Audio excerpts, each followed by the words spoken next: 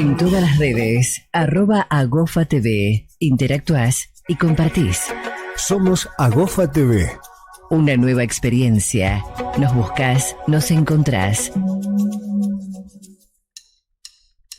Se me hacía tarde, ya me iba.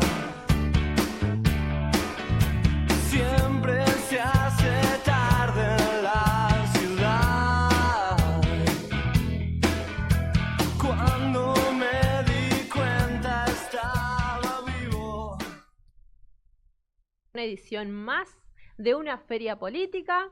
Yo soy Tina Feria, estamos aquí por Agofa TV. Este es un programa, como siempre decimos, para conocer, debatir, analizar. Y ahora venimos también agregando un poco de crítica, ¿no?, hacia los gobiernos, la política y la sociedad civil en general. Bien, vamos a arrancar, ¿sí? Y no podemos dejar pasar este día, que es el Día de la Lealtad Peronista. Así que vamos a saludar a todos los compañeros y compañeras. De hecho, 18:30 se va a realizar un acto. Así que, bueno, seguramente muchos de los compañeros estarán allí reunidos en media hora nada más. Bien, así arrancamos este programa. Tenemos muchas cosas para decir y para contar. Vamos a estar con... no lo voy a anticipar, lo voy a dejar ahí como... esta vez lo vamos a dejar, Vamos a tener dos grandes invitados. Te lo dejo para la presentación de la próxima edición, Hoy me vine con ganas de dejarlo ahí un poquito picando, ¿no?, para la próxima edición. Vamos a arrancar con una breve editorial a la cual denominamos Perseguir para silenciar.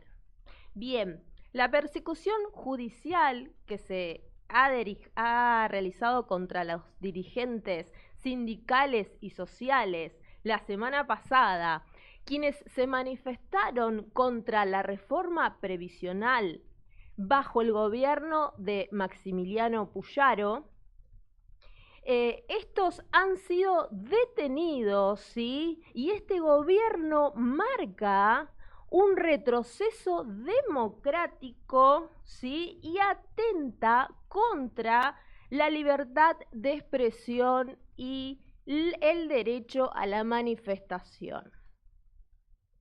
El gobierno de Puyaro, lejos de atender a las demandas legítimas de quienes rechazan esta reforma previsional, ha optado por criminalizar.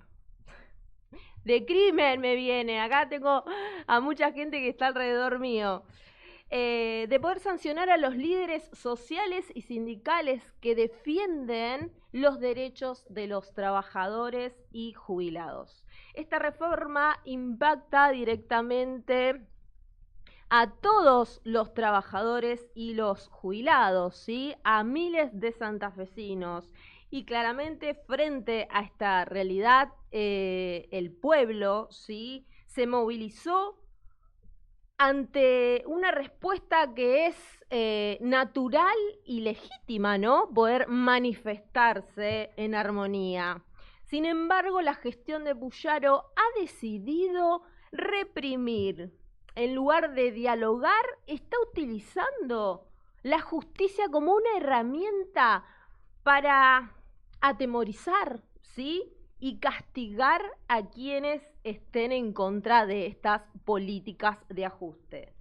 La audiencia imputativa de estos dirigentes no es un hecho aislado, es parte de una estrategia compleja, ¿sí?, de hostigamiento y persecución a todos los que se oponen contra estas políticas. En lugar de fomentar un clima democrático, el gobierno provincial solo pretende intentar ir contra los derechos, ¿sí?, conquistados por años y años de lucha. Es evidente que esta estrategia de persecución a estos dirigentes y sindicalistas no es solamente un hecho aislado. Lo que quieren es disuadir a futuros movimientos que puedan alzar la voz, ¿sí? A futuros manifestantes. El mensaje es claro, es muy claro. Todo aquel que esté o desafíe las políticas de ajuste del gobierno será reprimido, imputado y eventualmente castigado. Este tipo de medidas autoritarias lo que quiere, el objetivo que tiene es debilitar las organizaciones sociales y consolidar un modelo de gestión que priorice los intereses económicos por encima de los intereses del pueblo.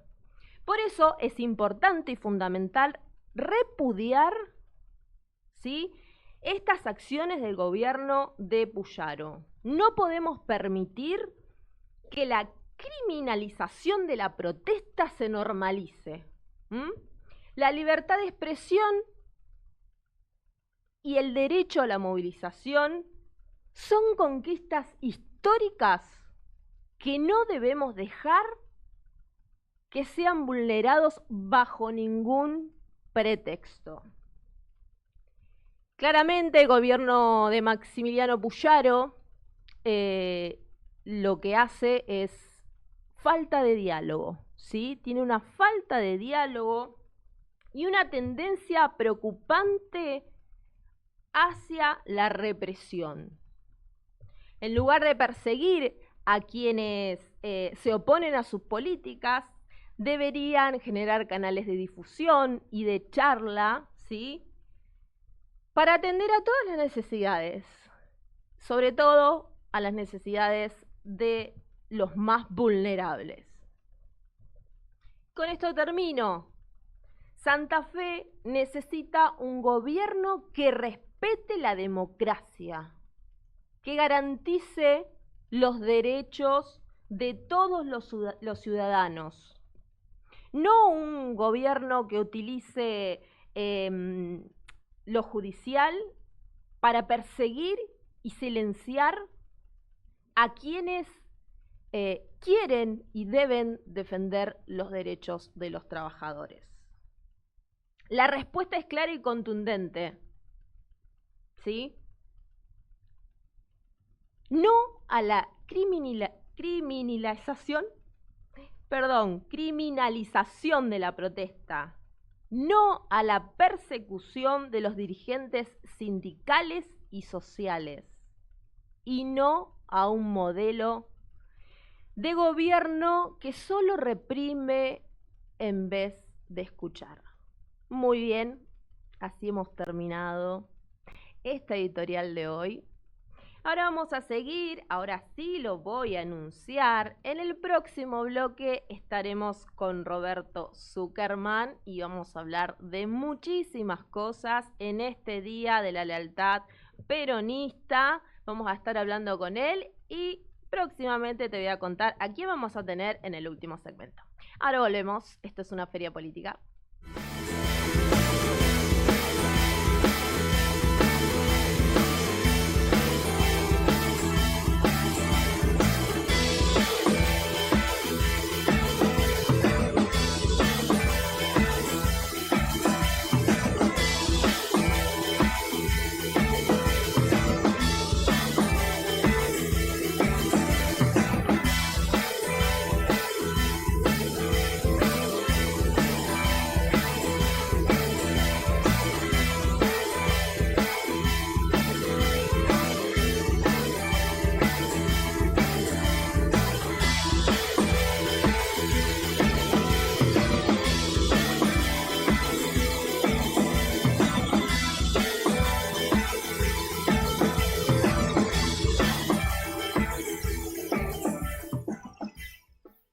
Muy bien, aquí estamos en este segundo segmento con Roberto Zuckerman.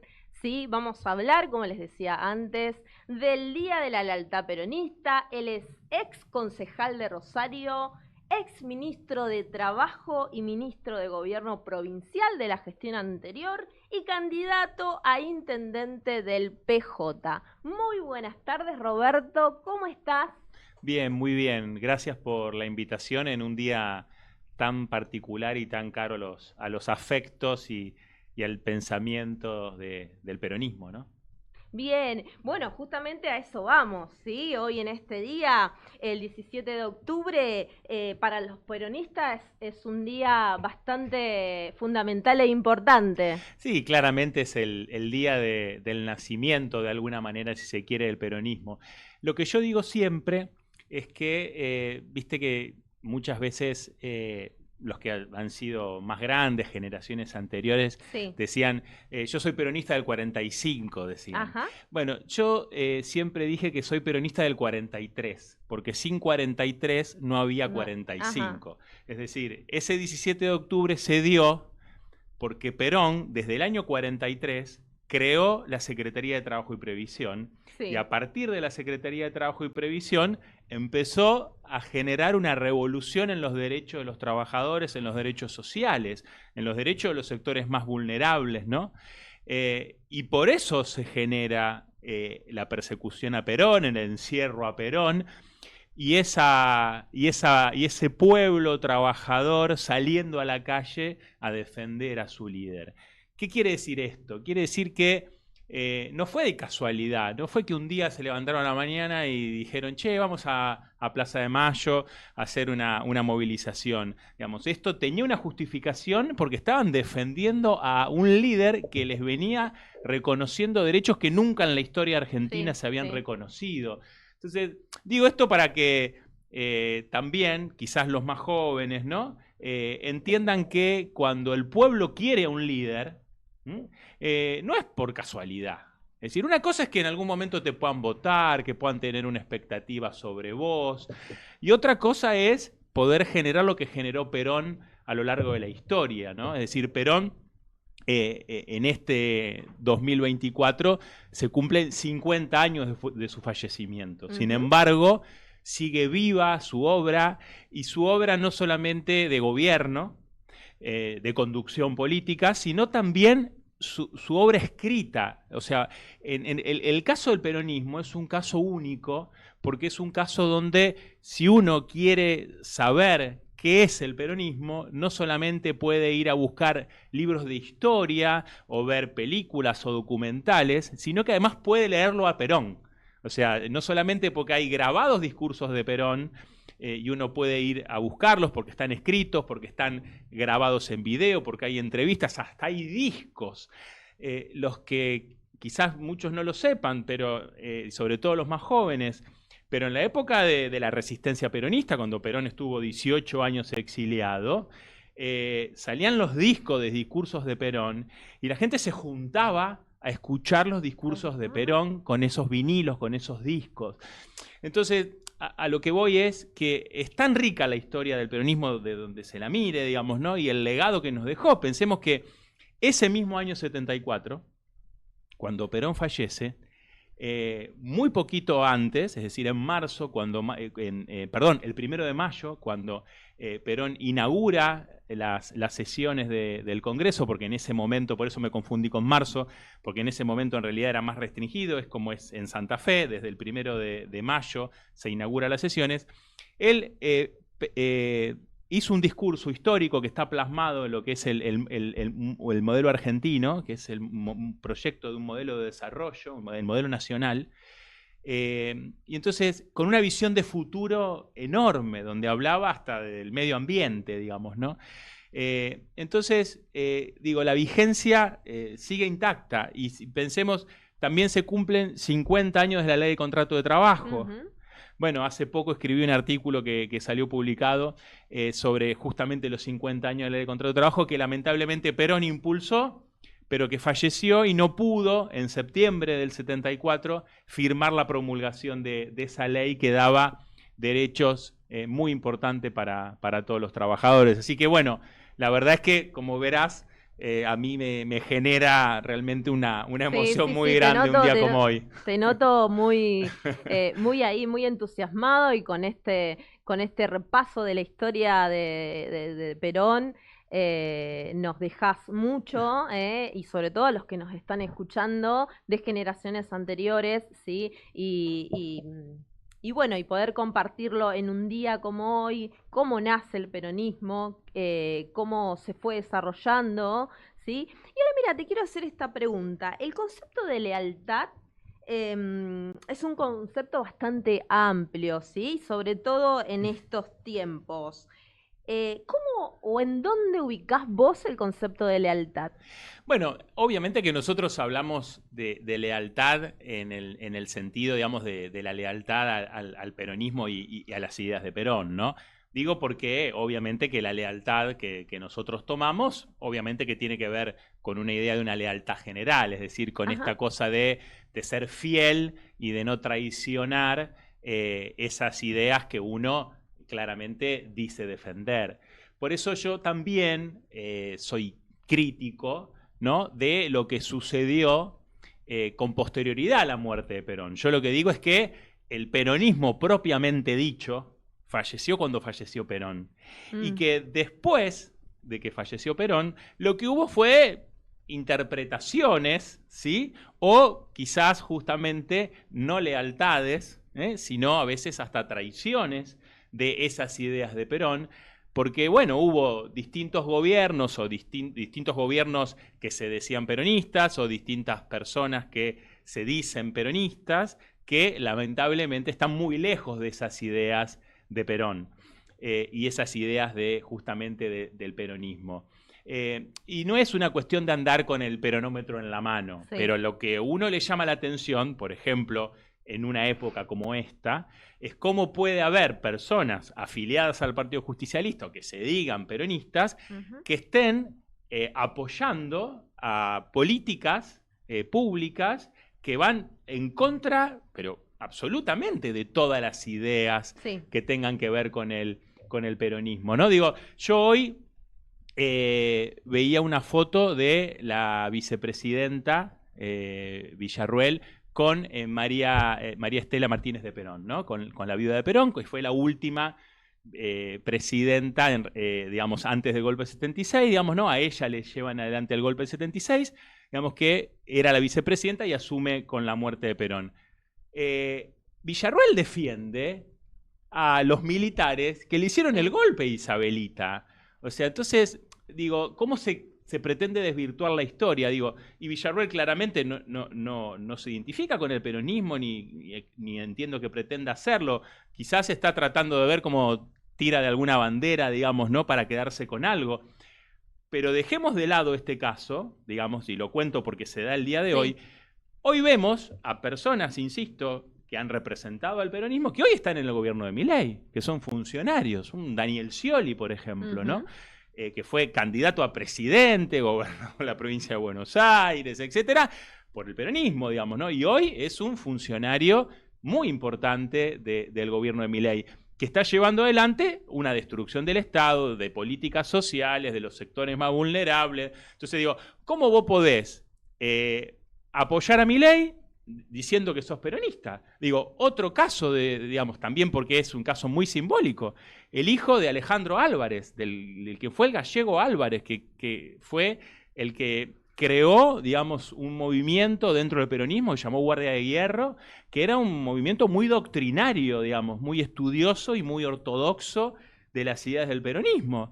Y el hijo es el secretario de Políticas Universitarias de Milei. Entonces digo, ¿cómo haces para defender las ideas de Milei y decir que sos peronista, ¿no? Y esto, digo, también pasa con otros, ¿no? O ha pasado, digo, personas que están en Cambiemos, en el PRO, digamos, ¿no?, que están con el macrismo.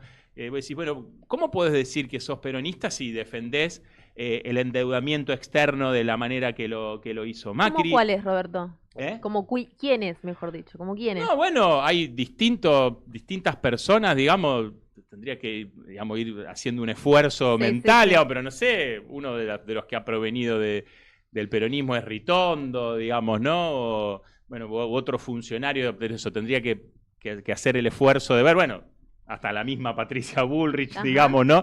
Que hoy Sí. está con Milei, que estuvo Bueno. estuvo con Menem, digo, que estuvo con De la Rúa, digo, bueno, pero quiero decir, venía de ser peronista, venía de Montonero, digo, venía de un ala guerrillera, pero digo, podríamos, digamos, afinar, digamos, bueno, el mismo Pichetto fue candidato a vicepresidente de Milei, digamos, ¿no?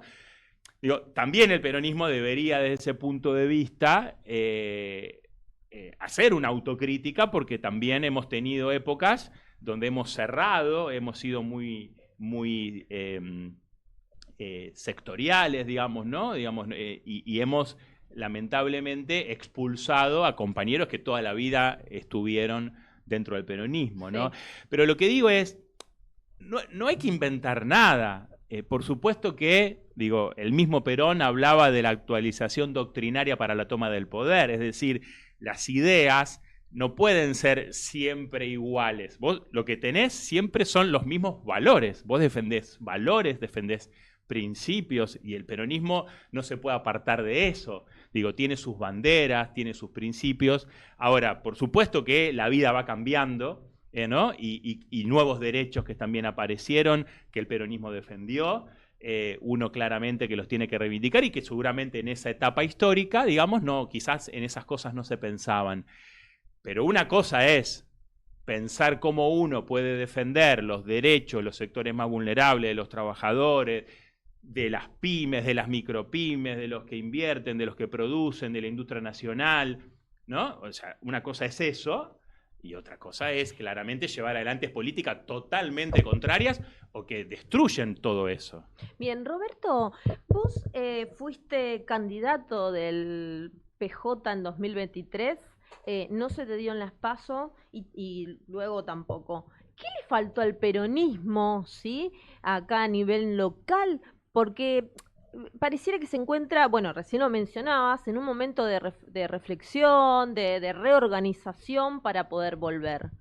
Bueno, lo que le faltó al peronismo de la 83 a esta parte en la ciudad de Rosario es querer ganar con muchas ganas la ciudad. O sea, el peronismo no ha querido ganar la ciudad con las ganas que debería haber tenido para ganarla. ¿Por qué crees que no quiso ganar? Por distintas circunstancias históricas, creo yo. Es decir, sobre todo, digamos, donde yo tengo más uso de razón política, digo, en los años del peronismo gobernando la provincia con Reutemann y Obey, Sí.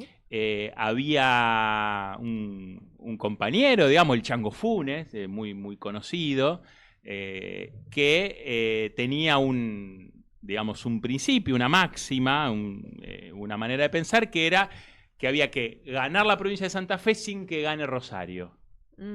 O sea, el peronismo debía ganar la provincia sin que el peronismo gane Rosario. ¿Por qué? Porque si el peronismo de Rosario gana Rosario, obviamente que lo que va a hacer es conducir al peronismo de la provincia. Sí. O es claramente alguien con expectativa, o el que pueda ser intendente peronista de Rosario, con una expectativa de ser gobernador después. Entonces, lo que se quería desde el peronismo santafesino era que el peronismo de Rosario no crezca. Y durante los 16 años que gobernaron Reutemann y Obey, bueno, se le puso el pie encima al peronismo rosarino. Eso yo podría criticar a Reutemann y Obey, pero en realidad no, hago un análisis. Lo que yo digo es por qué los peronistas de Rosario dejaron que el peronismo de Santa Fe conduciese a todo el peronismo de la provincia, inclusive el de Rosario, que Rosario es la ciudad más importante de la provincia. Después de esa etapa, que es la etapa donde yo empiezo a tener un protagonismo vinculado a ser concejal y candidato a intendente, bueno, lamentablemente nunca hubo una estrategia ni nacional, ni provincial, ni siquiera, digamos, insisto, local, con fuerza para ganar la ciudad. Es decir, siempre nos faltó pensar directamente la ciudad, ¿no? Y esto es una cosa que muchas veces pasa en las mismas organizaciones políticas, en distintas organizaciones políticas, que terminan viendo la cuestión nacional generalmente, ¿no? ¿Qué es lo que pasa a nivel nacional?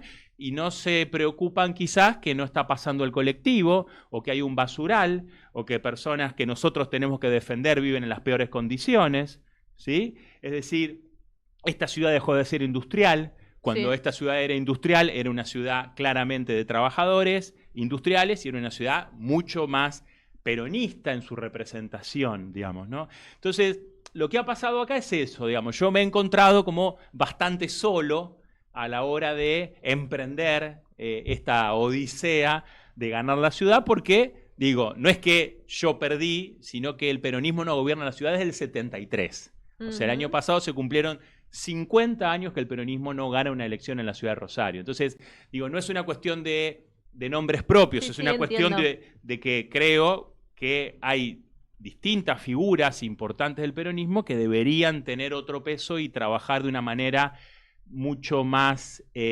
unida y con una estrategia para ganar la ciudad de Rosario. Sí, pareciera que crecen las asperezas, ¿no? En el peronismo, luego de no haber poder, de no tener ningún espacio en el 2024.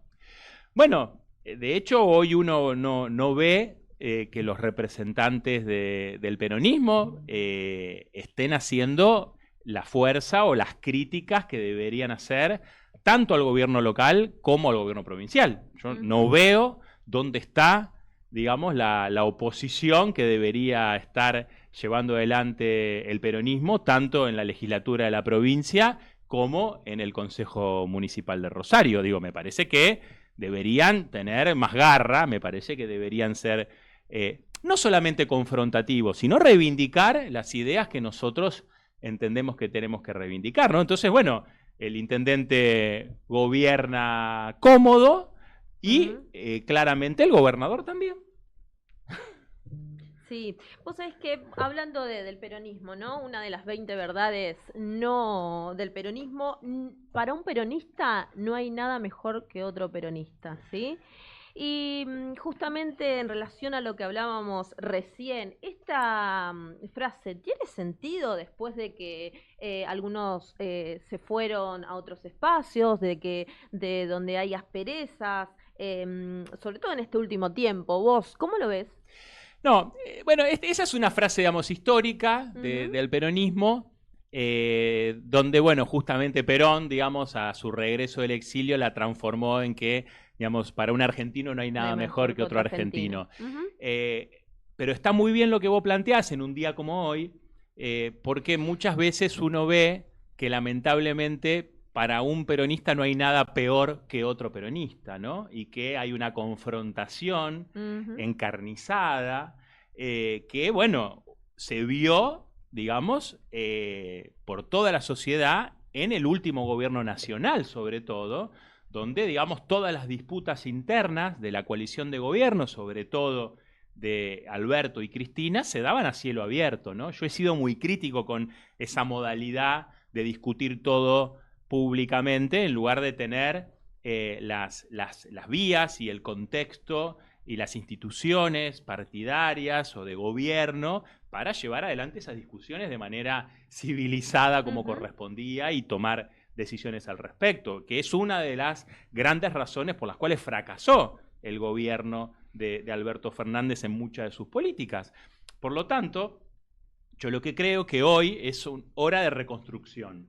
Esa hora de reconstrucción significa, por un lado, ver qué nos pasó, ¿no?, durante todos estos años, que no es solamente los últimos 4, sino que son muchos más años en los cuales tenemos que reflexionar, porque eso también es minimizar, ¿no? Es decir, bueno, Milei ganó por el mal gobierno de Macri y el mal gobierno de Alberto. No, Milei ganó por cosas mucho más profundas que solamente 2 malos gobiernos como el de Macri y el de Alberto.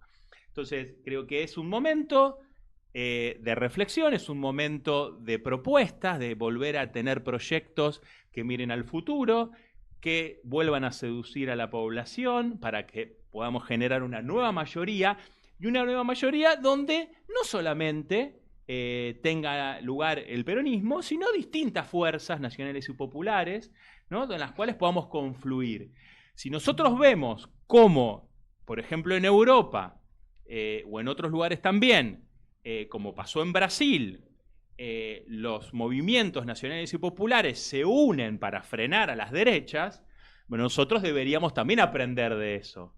Y entonces, para frenar a un gobierno como el de Milei, por ejemplo, en las elecciones legislativas del año que viene o en la elección a presidente de dentro de un poco más de 3 años, dentro de 3 años, lo que deberíamos hacer es el peronismo y otras fuerzas insisto, nacionales y populares, progresistas, como cada uno quiera denominar, socialistas, digamos, como siempre hizo el peronismo, que fue juntarse, ser frentista, hacer alianzas con distintos sectores, bueno, tratar de generar esas condiciones. Y para eso también necesitamos una renovación, porque lo que nos pasa es que hay determinados sectores o determinados dirigentes que no se quieren juntar con otros, porque, bueno, obviamente la historia hace que se hayan generado desgastes, ¿no? Claramente. Y me parece que tenemos que generar una renovación también. Roberto, hablando de alianzas, como antes decíamos, fuiste candidato único del PJ en el 2023 y formaste alianza con Ciudad Futura. ¿Cómo quedó esa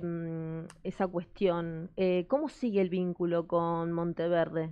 Lamentablemente lo que pensábamos que podía ser un acuerdo duradero, digamos, ¿no? Y una construcción a futuro, que es justamente lo que yo venía charlando, todo terminó cuando terminó la primaria, Ajá. ¿no? Es decir, Monteverde me ganó a mí la elección primaria y después, a partir de eso, se cortó solo, digamos, y nunca más tuvimos ningún vínculo. Ajá. La verdad es que yo tenía una idea totalmente distinta a esa, ¿no? Digo, nosotros conformamos esa interna pensando en que justamente era la única forma que teníamos de ganar la Intendencia de Rosario. ¿Por qué? Porque Pablo Hafkin se había unido con todos. Sí. Entonces iba a terminar siendo la general como un balotaje. Ujú. En el 2019 yo había querido hacer un frente con Ciudad Futura, que no se dio. Bueno, no me equivoqué que lo tenía que hacer porque terminé perdiendo por 7.000 votos, digamos, ¿no? Entonces, y por 1,5 puntos, o sea, si hubiésemos hecho ese frente en 2019 hubiésemos ganado. Y yo lo que creo es que si al ganar Monteverde la interna hubiese tenido otra conducta, o sea, hubiese tenido una conducta constructiva, y en lugar de avergonzarse del peronismo, avergonzarse no solamente de mí, digo, Lewandowski fue candidato a gobernador y lo desconoció también, Ajá. desconoció al peronismo en general, bueno, y esas series de actitudes, digamos así, muy sectarias, digamos, ¿no? Me parece que lamentablemente generó el resultado electoral que se dio, ¿no? Cuando teníamos realmente esperanza de poder generar un cambio en la ciudad de Rosario. Entonces, bueno, me parece que cada uno se tiene que hacer, digamos, ¿no?, responsable de sus acciones. Todos los que me conocen saben que yo actué de buena fe y con una estrategia política que me parecía que era la única que nos podía dar la posibilidad de quien ganase esa interna de ser intendente realmente. Bueno, él la desaprovechó y bueno, lamentablemente tenemos hoy esta realidad, ¿no? Roberto, te cambio de tema. Siempre fuiste muy crítico con el gobierno actual de Hapkin. ¿Cuál es tu análisis de estos últimos 2 mandatos de Pablo? Sí, en realidad lo que yo veo es que Últimos y únicos mandatos. la ciudad lamentablemente viene de mal en peor desde hace más años que los de Pablo. Ujú. Yo creo que Lifchitz fue el último intendente que realmente le dio cosas a la ciudad. Lamentablemente, digamos, a partir de eso la ciudad entró en un tobogán. Y ojo, no es solamente por la cuestión vinculada a la violencia, al narcotráfico, sino tiene que ver con la falta de gestión, ¿no? Y de resolver cuestiones cotidianas, ¿no? Es decir, no tapan un pozo digo, porque hay narcotráfico, porque hay violencia. Digo, hay basurales porque hay narcotráfico, porque hay violencia. Digo, el colectivo no pasa porque hay narcotráfico, porque hay violencia. Quiero decir, hay cuestiones de la vida cotidiana, de la gestión cotidiana, y además una apertura y una visión de ciudad, de cómo la ciudad debería crecer, cómo debería generar empleo, cómo debería integrarse con el resto de las localidades que realmente han crecido enormemente. Bueno, digo, me parece que eso lo palpan los ciudadanos y ciudadanas rosarinos y bueno, y lamentablemente es la situación que tenemos y por eso, digamos, la frustración, por decirlo de alguna manera, que uno tiene, colectiva, bueno, de no haber podido generar las condiciones para ganar las elecciones. Roberto, ¿nos podés hacer un análisis de de este tiempo de Puyaro en el gobierno? Sí, yo ahí lo que hago es lo siguiente, ¿no? Trato de poder distinguir Ujú. las cuestiones concretas o, quiero decir, cómo las lleva adelante, sus ideas o de la forma en que las lleva adelante con el avanzar con determinados temas. ¿Qué quiero Ujú. decir con esto? Yo lo que no puedo dejar de reconocer es que Puyaro tiene iniciativa, tiene ambición política, tiene construcción política, ¿sí? Y que avanza en temas que son polémicos, que son conflictivos, ¿sí? Eso no lo puedo negar. ¿Y por qué lo tengo que reconocer? Porque lamentablemente a mí me tocó formar parte de un gobierno, del cual formé parte de 2 años y después me fui, producto de que no coincidía, digamos, con la forma en que se llevan adelante las políticas y la falta de discusión y de avance sobre temas. Es decir, vamos a dar ejemplos. Está claro que hay que reformar el Poder Judicial. Y Puyaro avanza en la reforma del Poder Judicial. Lo que yo puedo decir es que no estoy de acuerdo en la forma en que él avanza Entiendo. sobre el Poder Judicial. O sea, no comparto sus ideas, lo que no significa que no haya que avanzar.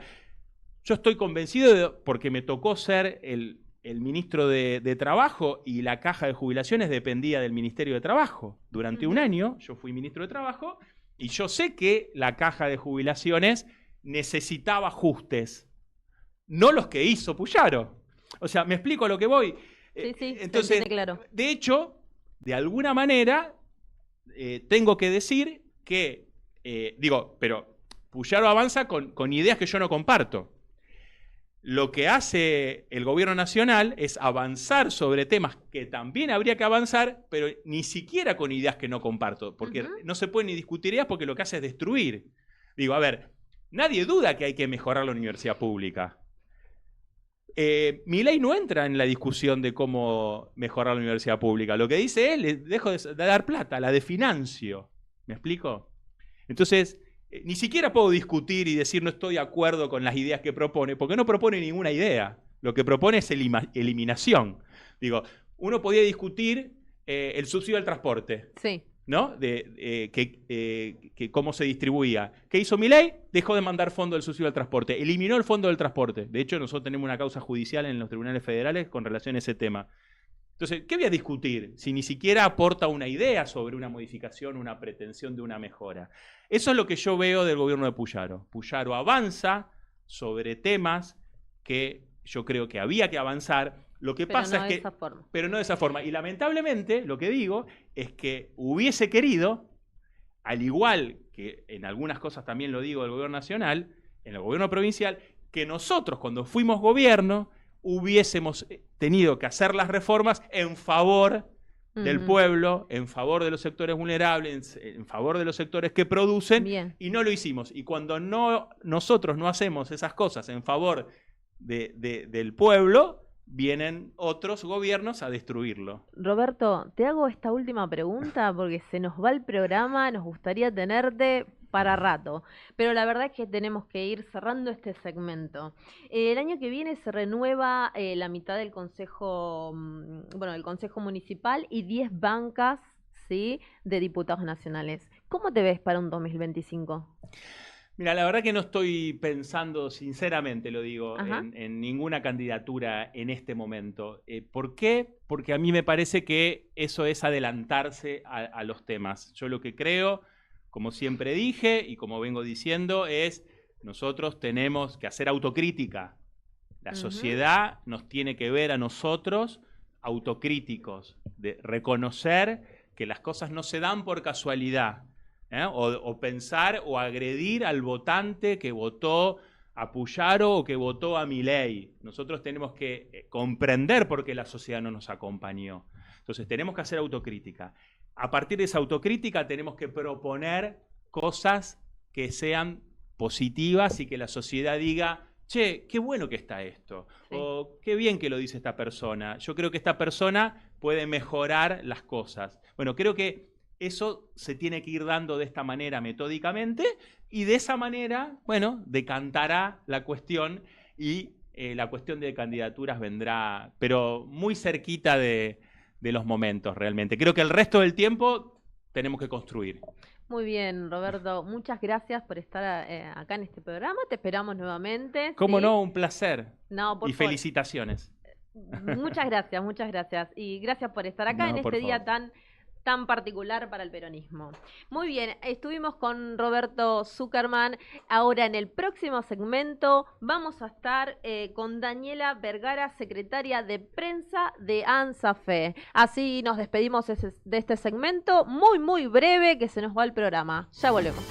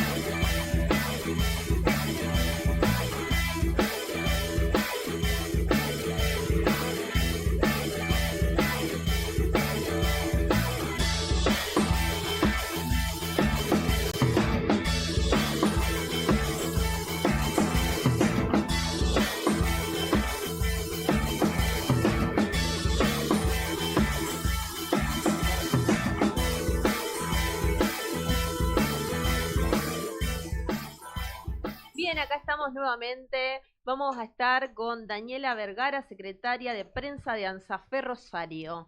Muy buenas tardes, Daniela, ¿cómo estás?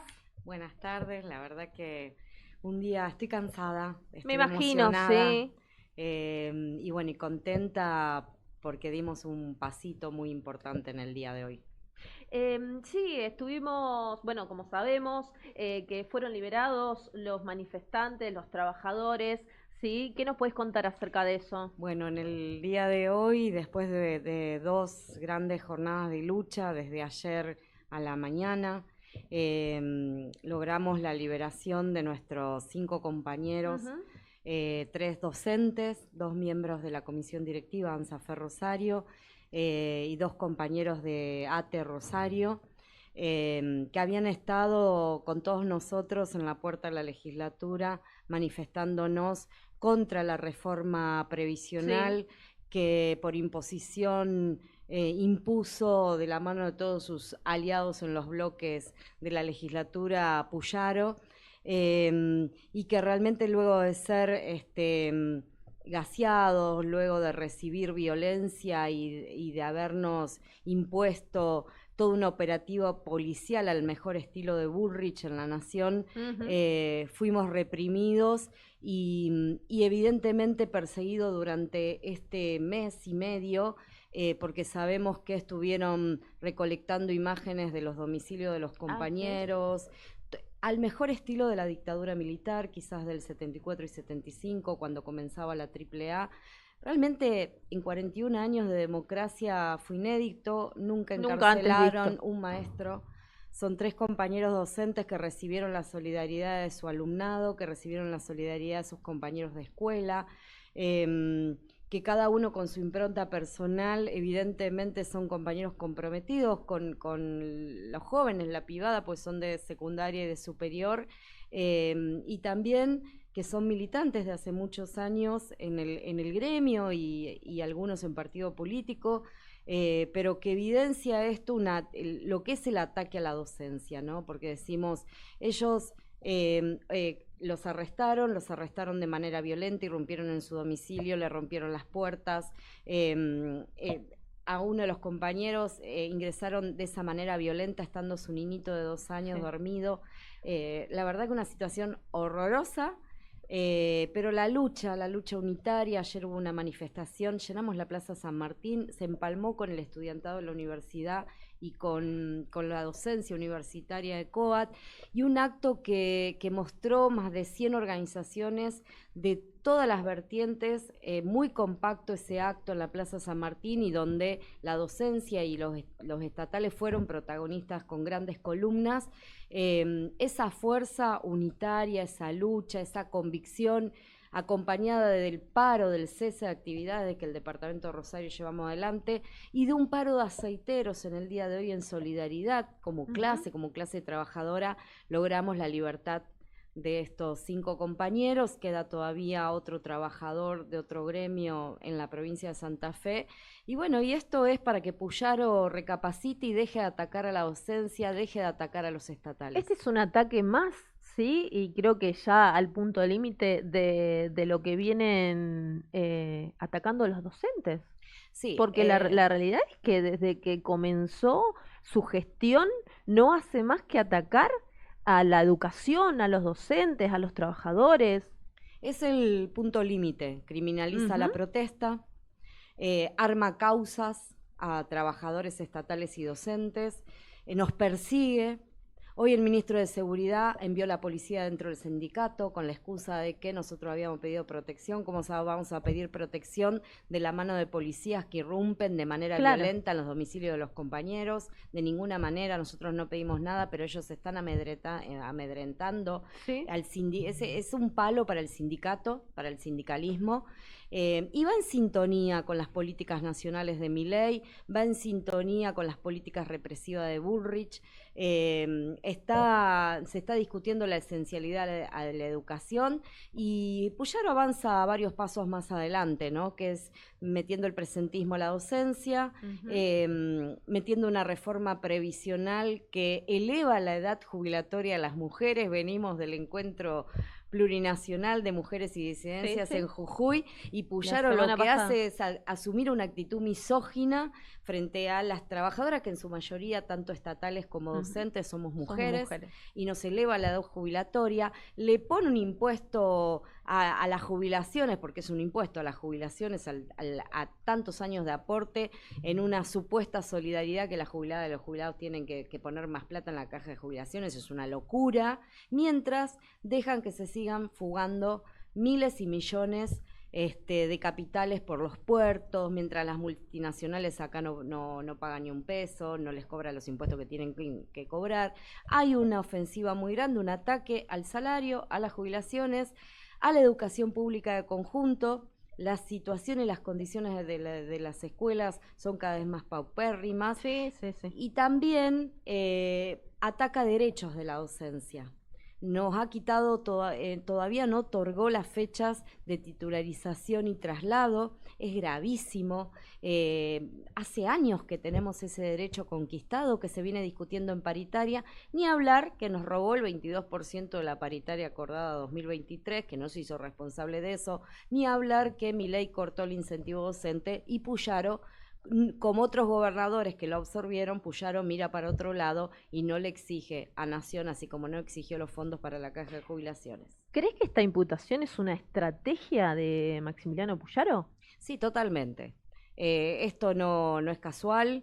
Esta estrategia es para golpear a la docencia, para disciplinar, para intentar que no luchemos, que tengamos miedo. No tenemos miedo, salimos más fortalecidos, porque la unidad en la plaza, con un montón de sindicatos, con sindicatos que pensamos diferente, con corrientes sindicales que tenemos muchísimas divergencias, con partidos políticos de todo arco. Nos llegó un comunicado del Partido Peronista, del Partido Peronista, nos llegó el comunicado estaban presentes todos los partidos del Frente de Izquierda Unidad, los diputados a nivel nacional del Frente de Izquierda Unidad se estaban solidarizando con esta situación. Por supuesto, el gran ausente de todo esto, porque son parte de este gobierno de Puyaro, es el Partido Socialista, que está dentro del gobierno de Puyaro, y el propio Partido Radical de Puyaro, el PRO, que están jugando en esta cancha, al igual que el gobierno nacional. Hay una ofensiva clara, es una estrategia para quitarnos el derecho a la huelga, para golpear al sindicato de conjunto. tanto el de los sindicatos que luchamos, los sindicatos combativos. ¿Cómo afecta personalmente y en conjunto este tipo de golpe por el Estado? Bueno, a ver, nos afecta porque no, nos preocupó mucho la salud de los compañeros, que se los lleven detenido a la fuerza, que los tengan incomunicados, que sabíamos no le dieron de comer, alejado de su familia, alejado de su hijito de 2 años, a Román, alejado a Diego de su hijo de 12 años. La verdad que una situación muy dura, muy difícil. Pero sabemos que estábamos todos juntos, que es una comisión directiva de ANSAFER Rosario muy fuerte, de mucho compañerismo, hasta de lazos de amistad, que tenemos hasta discusiones y diferencias como en todo frente, pero que hemos sentido la fortaleza de las maestras, los maestros, profesores en las escuelas. De a grupos se organizaban para poner carteles, de a grupos se organizaban para cumplir con los cese de tarea el día de ayer a partir de las 16 horas, y en el día de hoy la fortaleza del paro fue enorme. Hoy estuvimos en la Plaza San Martín bajo la lluvia con paraguas y la plaza se volvió a llenar de maestras y de maestros. La verdad que una emoción enorme, y también participé en las asambleas de aceiteras, donde ellos hicieron un paro de 6 de la mañana a 18 horas, y con una unidad y una solidaridad, porque los aceiteros también están muy preocupados, porque esto es una ofensiva contra todo derecho a la protesta, ¿no? Y a las fuentes de trabajo, digamos. Es claramente gobiernos que están ajustando y que no les importa nada. Desfinancian a la educación pública para seguir pagando la deuda externa, obviamente, y cumplir con los mandatos del Fondo Monetario. Esto es lo que estamos viendo, y nosotros vamos a defender los derechos. ¿Qué acciones piensan llevar a cabo ante esta imputación? Bueno, a ver, acá tenemos un primer logro, que fue que los compañeros estén libres, y esto es muy importante, es central. Pero la causa sigue, no nos podemos descuidar. Nosotros queremos que se termine la criminalización de la protesta, por lo tanto, que se acabe, o sea, que quede el desprocesamiento de los compañeros, que basta de perseguirnos, que acá sí hubo violencia del lado de la policía y del gobierno, que dio la orden de reprimir. Y también alertamos de la actitud antidemocrática de la sesión, a la cual la diputada del PS estaba al frente de esa, realmente no lo podíamos creer, la docencia, ¿no? Una docencia que en su momento apostó también a un gobierno, un gobierno progresista, entre comillas. Evidentemente, bueno, no sé qué está pasando, pero sesionaron a puerta cerrada, sesionaron custodiados por la policía. Eso no es democracia. Si el recinto está para que se abra. Semanas antes, y le explicábamos a los aceiteros, semanas antes habían abierto las comisiones de discusión sobre la reforma previsional, invitando a la Bolsa de Comercio. Invitaron a las multinacionales a discutir sobre la reforma previsional que le iban a aplicar a jubiladas y a jubilados docentes y estatales, que iban a aplicar la reforma a judiciales, que también expresaron su solidaridad ayer y pedían la libertad de los compañeros, ¿no? Realmente gravísimo. Se encerraron en la legislatura, no abrían ninguna puerta, como si afuera hubiéramos delincuentes y afuera estábamos maestras, maestros, profesores, movilizados, preocupados, porque tenemos salarios de 600.000 pesos, porque las compañeras alquilan. El gremio de ATE, el gremio de AMSAFE, somos el 90% mujeres. ATE tiene un componente muy grande de asistentes escolares, de compañeras que además sobre su cuerpo cargan el cuidado que nos impone el sistema patriarcal. Entonces, de eso estábamos hablando. Quienes estábamos movilizados ahí en la puerta de la legislatura, teníamos derecho a entrar a lo que es la Casa de la Democracia, que es la legislatura, y que ahí había diputados votados por la gente, por la sociedad. Entonces, mismos, ¿sí? Claro, entonces, sinceramente, una actitud antidemocrática, una actitud claramente, autoritaria. Si hay que sesionar a puertas cerradas, claramente se está trabajando algo que la gran mayoría o que los trabajadores no están de acuerdo. Así es. Bueno, principalmente lo que es el ajuste, ¿no? Lo que es el retroceso salarial. Nosotros también hacemos responsable, bueno, Puyaro, responsable máximo de esto, decimos que es el mejor alumno de Milei, de Bullrich. También el ministro Goiti de Educación, que ha sido repudiado por su propio sindicato COAT, ¿no? Es un ministerio autoritario, es un ministerio que no nos recibe, que cerró la paritaria por decreto.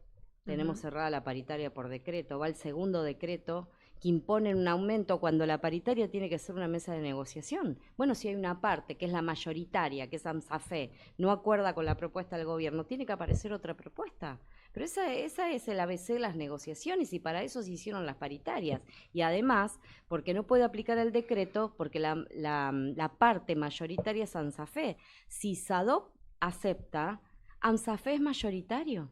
Entonces Claro. no puede tomar como palabra de aceptación la palabra del gremio minoritario. Es legal. Puyaro va contra la ley.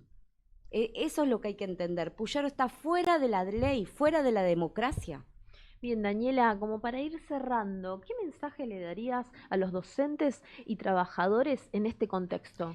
Bueno, en este contexto el mensaje es que tenemos que fortalecer los debates en las escuelas, constituirnos en asamblea, participar de los ruidazos, participar de los cartelazos, defender el derecho a huelga, entender que estamos muy mal salarialmente, pero que el paro es la herramienta de lucha, el cese de actividad es la herramienta de lucha, porque la ofensiva de los gobiernos es tan fuerte que vamos a necesitar de mucha unidad, de mucha fortaleza para enfrentar todo el ataque sistemático que viene, porque nos han vaciado los salarios, nos han vaciado las jubilaciones, pusieron el presentismo, pusieron la reforma previsional. Hay que frenarles la mano porque vienen por mucho más. Muy bien, muchas gracias, Daniela. Un placer tenerte aquí en este programa y contándonos casi, ¿no? ¿Estuviste en Santa Fe la semana pasada? La semana, sí, estuve en las 2 jornadas Bien, en Santa Fe de la legislatura. Hoy no viajé porque me quedé a cargo de muchas de otras actividades acá actividades. en Rosario. Pero estuvimos recibiendo ahora en la puerta a todos los compañeros. Salieron 3 colectivos. En pocas horas resolvimos que Sí. viajaran casi 200 compañeros y la verdad que una emoción grande, por eso es el cansancio, pero bueno, también una emoción porque hay un colectivo. Pero es satisfacción también. Sí, la hay un lucha es colectivo muy satisfacción. fuerte y Sí, la sí. verdad que lo que más me emocionó ayer fue ver a los estudiantes, a las estudiantas que se movilizaron, que levantaron la asamblea interclaustro y se movilizaron hasta la Plaza San Martín. La verdad que ver esa pibada, ahí está la pibada. Preguntaban dónde estaban los jóvenes. Ahí estaban los estábamos jóvenes. todos. Bien, Daniela, muchas gracias. ¿sí? Bueno, gracias a ustedes. Bueno, así terminamos nuestro programa. Estuvimos con Daniela Vergara, secretaria de prensa de AMSAFE Rosario. Esto fue una feria política. Yo soy Tina Feria. Nos vemos el próximo jueves. Beso, beso grande a todos. Se hace tarde en la ciudad. Cuando me di cuenta estaba vivo. En todas las redes, @AgofaTV. Interactúas y compartís. Somos Agofa TV. Una nueva experiencia. Nos buscas, nos encontrás.